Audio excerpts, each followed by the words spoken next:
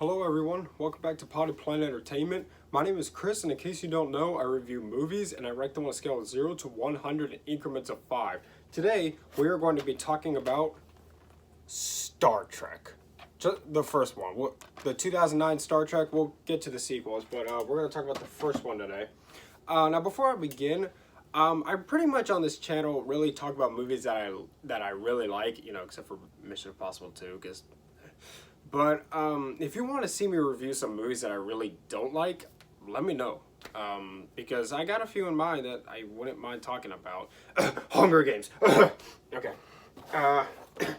So Star Trek was released in 2009, and it stars Chris Pine, Zachary Quinto, Simon Pegg, Leonard Nimoy, Eric Bana, Bruce Greenwood, Carl Urban, Zoe Saldana, John Cho, and Anton Yelkin. It was directed by J.J. Abrams, and it was produced by Brian Burke, Jeffrey Chernov, Alex Kurtzman, and Roberto Orci. And this movie tells the story of the Romulans, who are an alien race, and they are going around blowing up planets. And the Federation, the Star Trek Federation, with Captain Kirk and Spock and Bones and all those great characters, are out to stop them. There's more to it than that, but if you've never seen it, I don't want to spoil it for you, because it's a lot better when you go into it not knowing things.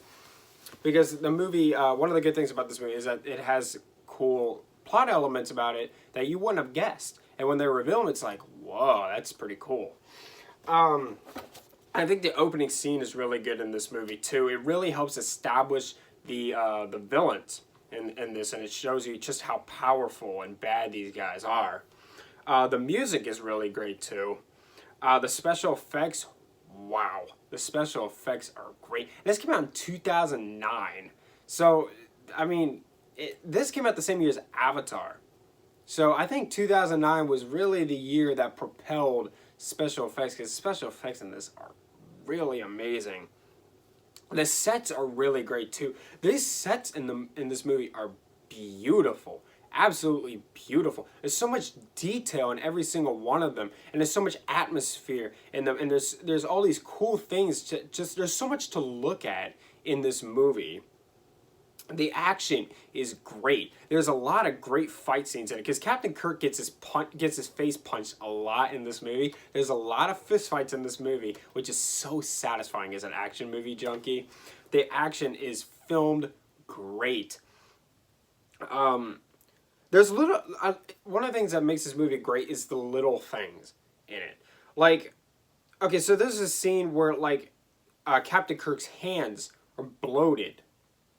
And he's running around, and he's trying to tell people, like, he's trying to get to the deck to tell the captain that they're getting into, that they're about to go into a trap. And it's just, adding the bloated hands just makes this whole scene so much better, even though J.J. Abrams really didn't need to do that. Or when Scotty and Kirk, they beam onto the Enterprise, but Scotty beams into this water tank, and he starts moving around through this water, through these pipes of water. All they had to do was just have him beam up onto the ship and then have him go on. But they added this in just to, it's little things like that. They didn't have to do that, but things like that make this movie great. It's a very suspenseful movie. Very suspenseful movie. I won't spoil anything for you, but there are scenes in this movie that might have you gripping your seat. It's very well casted. The characters are excellent, and they really recaptured that magic of the original TV show and the original movies. All the relationships between these characters are just so well casted by these new actors. It's non-stop thrills. It's actually funny. J.J. Abrams does a great job at incorporating humor into his movies without making it feel forced. Yeah, really, really good movie. And it's not necessarily a reboot. It's sort of well, I guess maybe you could say it is a reboot, but it's not really, because it's sort of like, it's like the original series, but in an alternate dimension. Kind of. If you watch the movie, you'll understand. But it's not really a reboot. It's a prequel, I believe. It's supposed to be a prequel. So that's really cool that they didn't erase everything else from the timeline. And like I said before, Leonard Nimoy is in this movie, so Yeah, really cool. And I thought the Zachary Quinto, a lot of people were really worried about Zachary Quinto being casted for Spock in this movie, but he did an excellent job.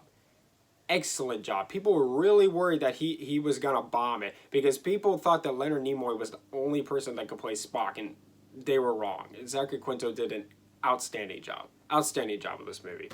With all that being said, I am absolutely going to give Star Trek a 100. Without a doubt. It is an incredible, incredible film.